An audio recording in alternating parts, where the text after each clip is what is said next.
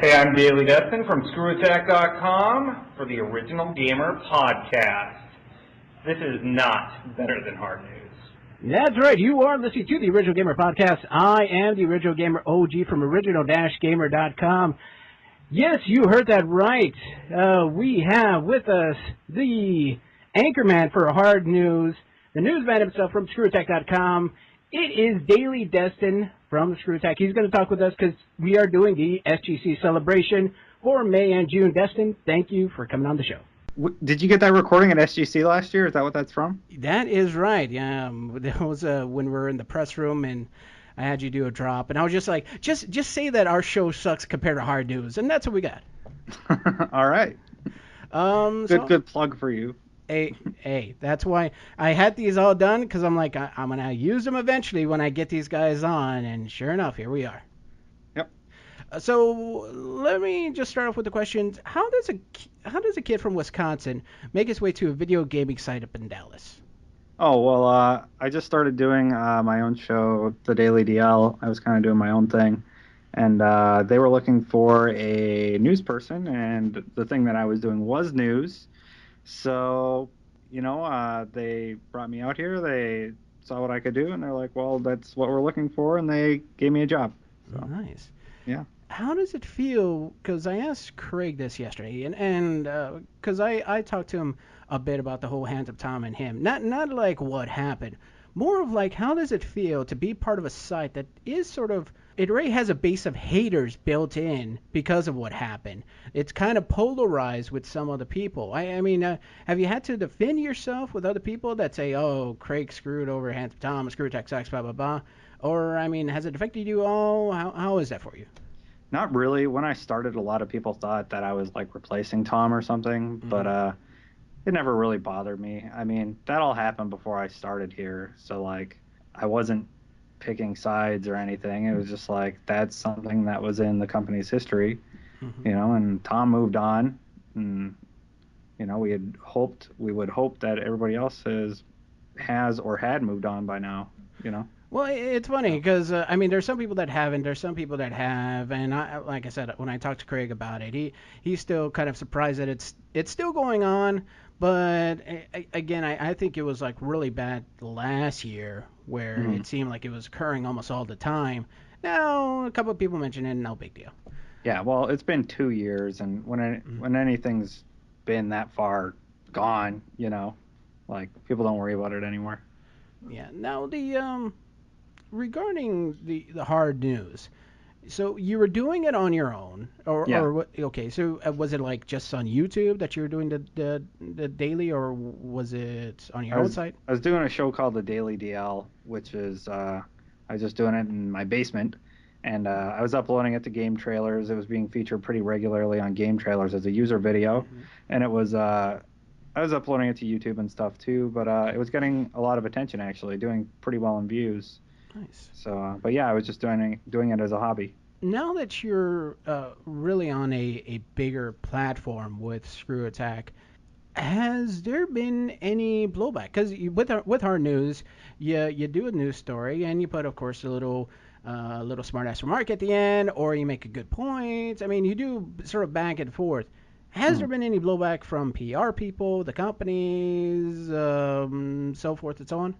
Not really for the most part, and honestly, I don't really care if there is any blowback. Usually, I'm quick to defend myself. Like a website ripped into me a while back about something I said, and I happened to find it and, just comment it and just be like, you can say whatever you want, but you're wrong, so shut up. Like I'm entitled to free speech, so, Yeah. I can pretty much say whatever. Yeah, So, it just I mean, because with Screwattack being so big, I'm assuming that, I mean, PR people are going sort of left and right, like, hey, review this, hey, check this out, check that out. And well, then actually, Corey handles all our PR stuff, uh-huh. so I'm not really involved with that sort of thing. So, I just deliver the news and I try and be as honest as possible. Sometimes I just write a joke for the sake of the joke because it's really funny. Yeah. So, like, I don't always mean what I say. Like, sometimes I'm more harsh than I would be normally. Like, I was giving Halo Reach a lot of crap for becoming the Madden the Madden version of first-person shooters Halo is, But Yeah. I'm actually really excited for Reach. So Yeah, because I was going through your videos. I'm like, all right, let me see what he's been doing the past couple weeks. And then I saw the little jokes where you're like, we're going to show the Halo Reach trailer, and it's Madden 11. But then I look at your Twitter, and you're like, where the hell's my Halo Reach code? yeah. So, Well, we actually don't have any marketing contact at Bungie. We could get one. I never really tried to get one actually, but I suppose I could. But yeah, like I said, I don't know. I'm a big Halo fan. Like I was making videos for Game Trailers held this We Love Halo contest that I did a video for that actually ended up winning. oh, So like I'm a big Halo fan. yeah. I mean, I was around 3, but I don't know. I think it has been a little bit. It's becoming shovelware, like a new Halo every year. But Bungie's making Reach, so I'm a little more confident about that one. Yeah, I think everybody, ODST put a bad taste in everybody's mouth. And I, yeah, it was just short, and yeah, I can agree with that. since you're doing the hard news, is more of your news sort of, I mean, you sort of give me your process here, because is more of your news just taking what's on the headlines, putting your spin on it? Do you do some sort of like digging into stuff? I mean, how's your process on it? Well, I'll there's like a ton of websites out there, and like they all pretty much cover the same stuff. So I try and go to the people who are breaking stuff first. I go to them, I go to their source, and I really try and make sure that I'm covering the story the best I can and get the details that I need to write the piece for hard news. Now, I try and look for big stories, and if there aren't a lot of big stories, I look for stuff that I can make fun of, honestly. That is just ridiculous because, it's video games. We don't need to take this so super seriously. We have a little bit of fun with it. And have you come across anything where it's almost like that journalistic rush where it's like you're figuring out the news and you're coming up with the script, you're about to get it started, suddenly something pops, and then you just have to go, just stop the presses here. Have you had that, or had that at all? That actually happened, I don't know, about a year ago. We somebody or okay, we got a tip about the Uncharted 2 game having multiplayer, Right. and we broke that, and that was really cool for me because that was a story nobody else had broken, up to that point. So that got a lot of coverage for the show and everything. But we got a lot of blowback from that from some people in the industry. People were saying that other journalists like were leaking that to us, or like that we broke embargo, but like we weren't at the event, so we didn't break embargo. Nobody leaked anything to us. Well, okay, somebody gave us a tip, but it wasn't a journalist. So like that was kind of like bullshit in my opinion. Like, God forbid somebody actually gives us a legitimate tip that we go with. So that was other journalists giving you flack, or was it PR people It was doing other it? journalists, Other yeah, journalists. saying that like some journalist gave me the tip who was at the event, even though we weren't, but like that wasn't the case at all. Let me get your opinion on the whole video game journalism thing, because I did an interview with I don't know if you know him or not. There's a guy, hip hop gamer. Yeah. Okay. I did an interview with him, and I realized that me and him are kind of the same. In that we see video game journalists, we look at them, and we don't see ourselves in the journalists. I mean, he's a total hip hop guy from New York. He's not going to see anybody like him really covering any events and covering any stories. Me, I'm pretty damn hardcore, and I mean, I get sick of journalists who are like, yeah, I'll do more stories on the 360 if I ever get one, or the PS3 if I ever get one. That really just pisses me off when I hear someone making a living off of it doesn't even have a PS3 yet. And there's several of them that I know of. Oh, what do So you mean? They're saying like we'll cover more of those things if like Microsoft gives us one? no, Is well, that they're angling for a free one? Is that what you mean? no, it's more like it's take a movie enthusiast site, and they just haven't gotten around to get a Blu-ray player yet. Oh, well, yeah, I got DVDs, and I'll get a Blu-ray player eventually. But until then, we're only gonna talk about DVDs. To So me, so in your opinion, you need to have all consoles to be a good journalist? in my opinion, is that for me, I wanted to see someone that's hardcore. And when I look at a lot of these journalists, they're not really hardcore. And I hear them talk, and I hear them, they don't even play a lot of A lot of the biggest games, they don't try a bit of everything. They pretty much, if they didn't get a review copy of the game, they probably wouldn't play anything else. Hmm. That's what I see with a lot of them. That's when I hear them, and when I hear them on other podcasts, they just don't strike me as hardcore. So that's where I'm like, okay, let me jump in here. And granted, I'm far from a journalist. Anybody could tell you that. But that's kind of one of the reasons why I did my site. In your case, I mean, do you, with the video game journalists out there, I mean, what's your take on it? Do they know you? Is it just, nah, that's them, I'm doing my thing? How's your feel? How do I feel about other journalists? Video game journalism in general, is it full of schmucks? Is it just like any other journalist, any piece of journalism out there where there's, so many wide spans of opinions and all that, or Well, I think for the most part, a lot of us just, we know we have a pretty cool job and we're just out there doing our thing. One of my favorite sites is Destructoid because they try and avoid the very corporate, just copy and pasting a press release, you know. But I've started to avoid sites like Destructoid because Brian Crescente seems to post pictures of the shit that he gets from companies more than actually writing a news story. Like I go there and they're just like, look at all this cool shit we got, uh, for free. And Destructoid it's or just like, I'm Kotaku? like, where the fuck's the news? You know? You mean Kotaku, right? Because you said Yeah. the So I Brian. just, I Yeah. stopped kind of going there because it's Mhm. so filled with like, look at this cosplay costume. Mhm. Look at this cool thing I got from Bungie.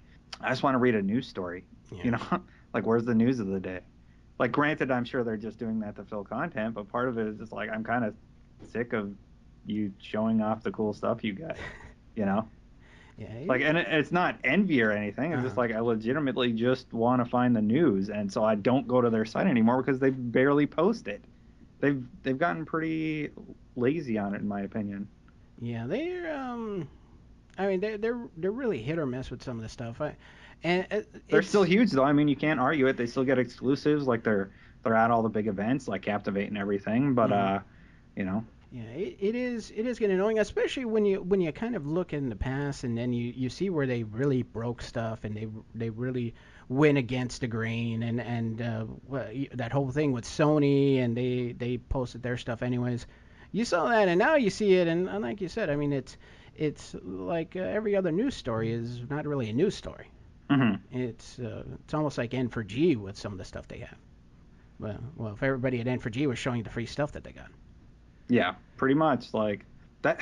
I don't know. That's just kind of cool. Like, and they do that because people look at it. They want to see the cool stuff that they can't get, and like it gets them a lot of views. It equals ad sales and stuff like that. But like Kotaku really presents themselves as a gaming news site, and it seems like they're trying to be like Destructoid, but Destructoid just blows them out of the water. So Yeah, I really ever since I actually met Jeremy Sterling at SGC, yeah, I've been a fan of Destructoid. And I had Jim Sterling on. I love talking to him because the shit that that brews with his articles, I can't get enough of that. That's some of the stuff I love is just when you're pissing people off by expressing your opinion. I love hearing stories about that, especially when he gets death threats. I loved hearing that.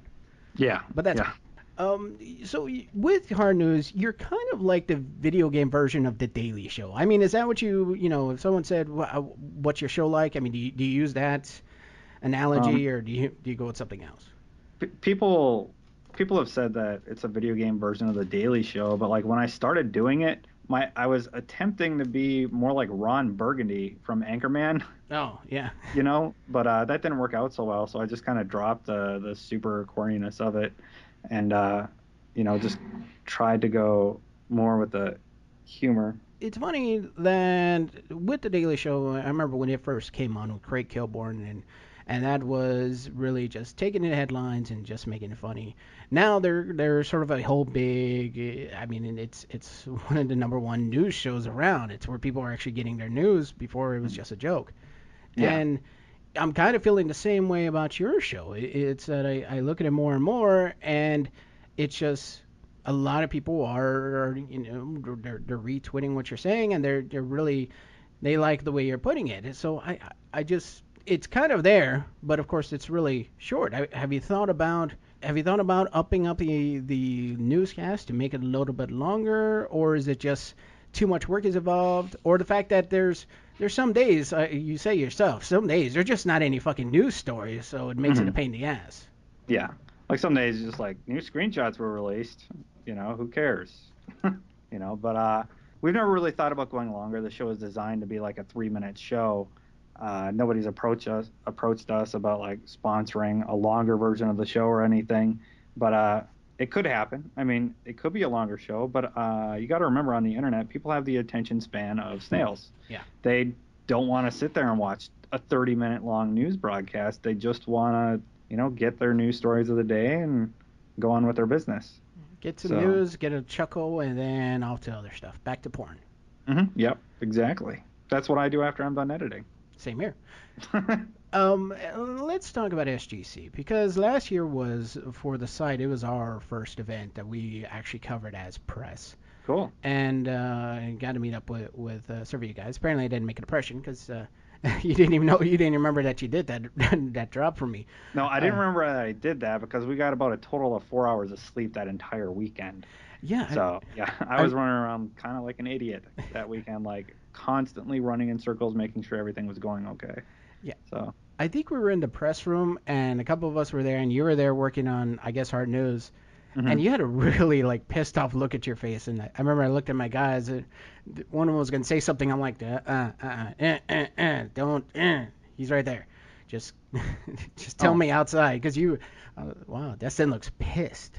oh, I don't know. I don't remember being pissed off during SGC. I remember having to get the show up, but I'm like, I know I get really focused when Maybe, I'm editing it and stuff because it's like, all right, get this done, and finish it, and then I get to relax once it's all edited and everything. So, maybe that's what it yeah. was. So, how was SGC for you? Because I was telling Greg, I mean, you go from just doing a 10 game event with Iron Man Gaming to all of a sudden a 3-day con for the fans. How was it all for you? SGC was like way more fun than we could have ever expected. We had a really great turnout. Everybody really seemed to enjoy themselves, and Hmm.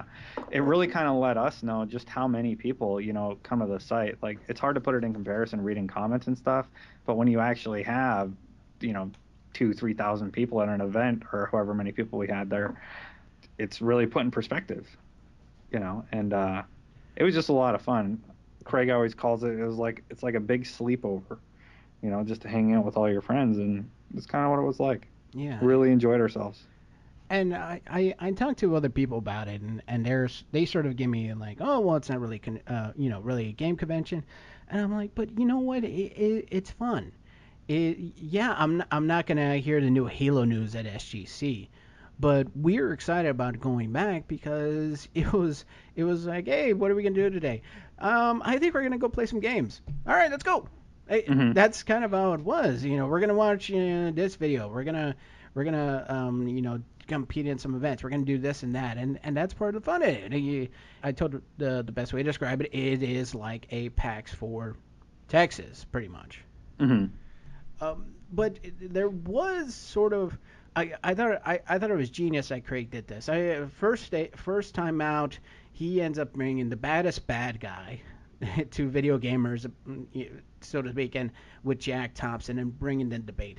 You were the one that was sort of running the little debate with Jack Thompson. How, I mean, did you talk to him? How was all that meeting up with him for the first time? Well, with the Jack Thompson thing, I was actually the initial contact at the website. Like, him and I had corresponded before, and Craig brought up the idea of having a debate at the event, or like, I think we all kind of thought of the debate idea, but I had the contact info, so I contacted him, and he expressed interest, and he said, yeah, it was game. So I passed it off to Corey, and she kind of took it from there and got everything arranged.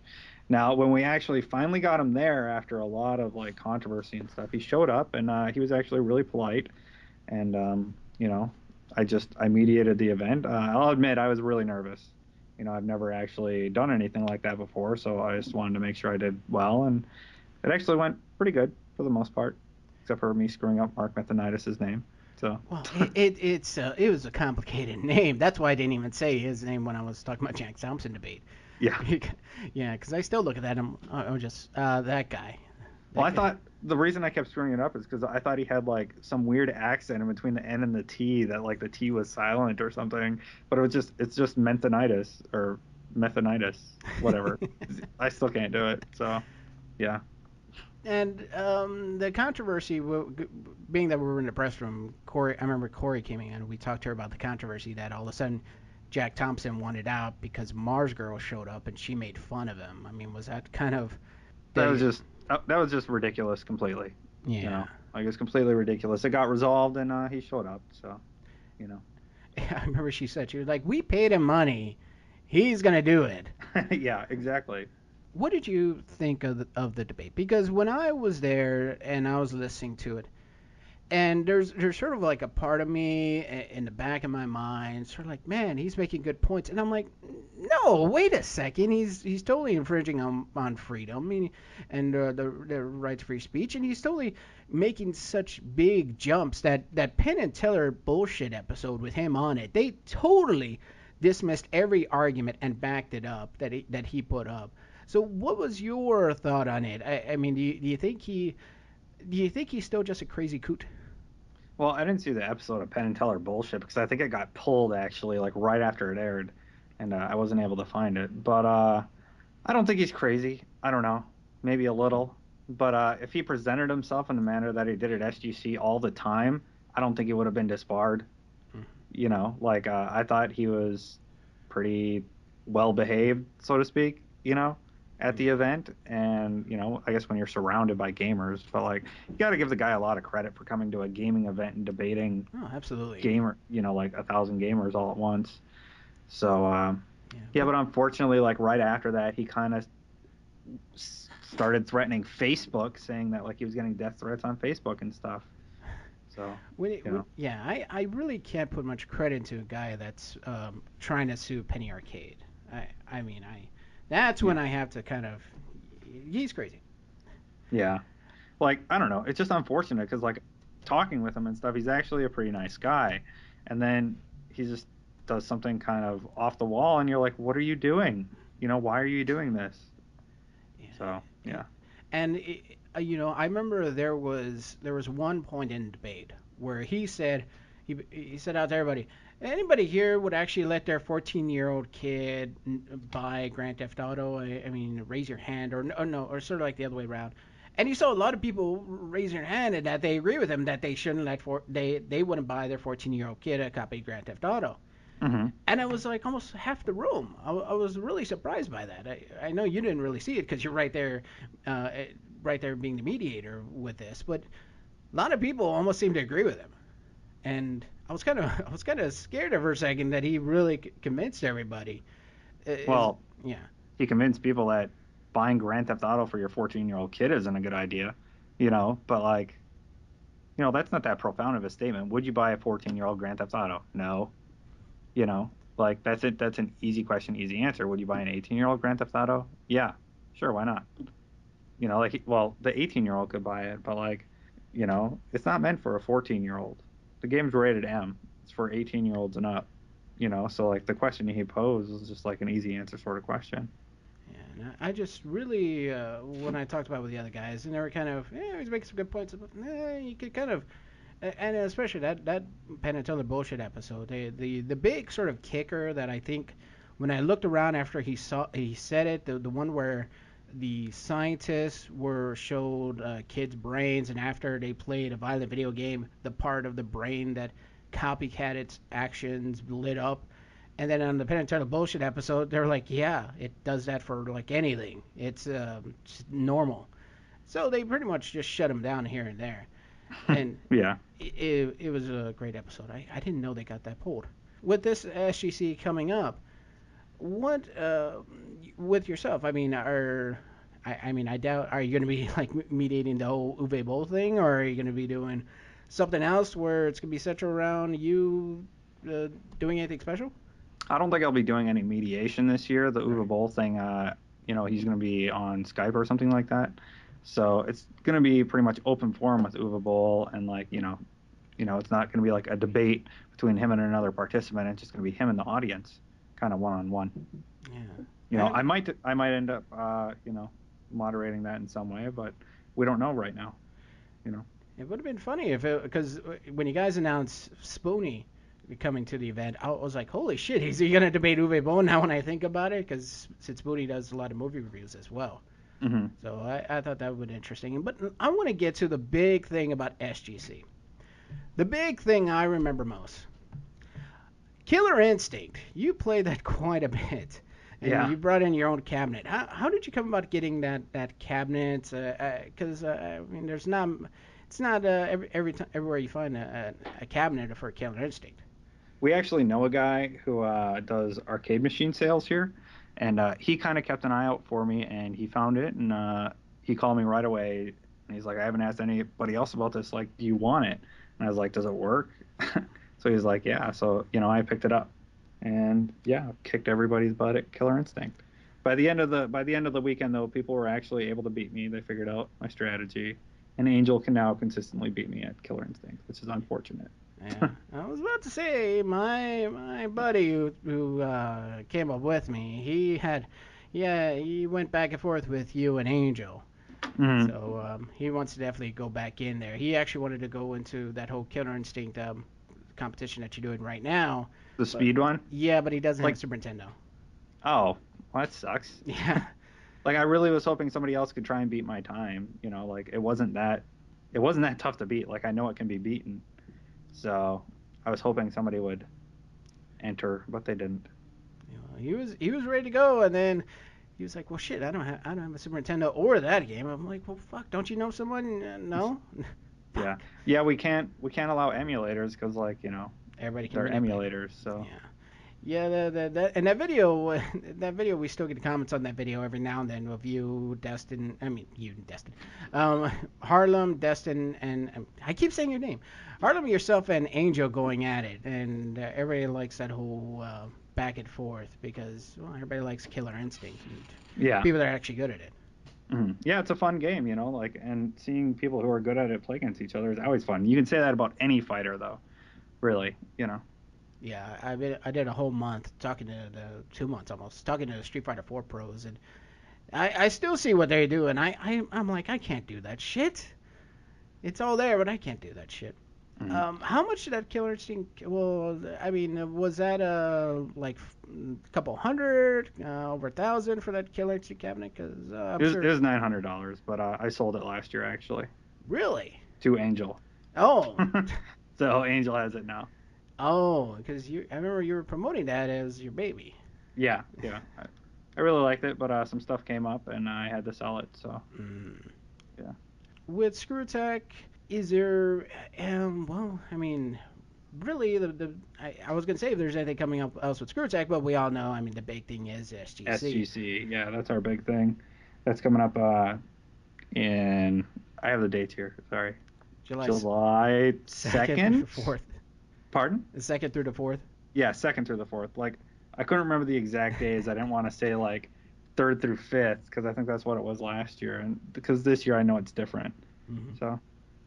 Yeah, it's gonna be a lot of fun. I'm doing a whole, like I said, doing a whole celebration, trying to get as many of the Screwattack people as I can. Try to get them on the show, promote the event, and of course we're gonna be back there, me and the original Dash Gamer crew. Awesome! We can't wait to have you. Like, it's gonna be a lot of fun again this year. No, I don't doubt it one bit. All right, well, for that, I wanted to say thank you again, Destin, for coming on the show. Well, thanks for having me on. For everything else with Destin and Screwattack, it's always screwattack.com. And make sure to keep on checking the website, original-gamer.com, for more Original Gamer podcasts. We are going to get more Screwattack people on the show as long as they return my email. So keep on checking back, and until then, later.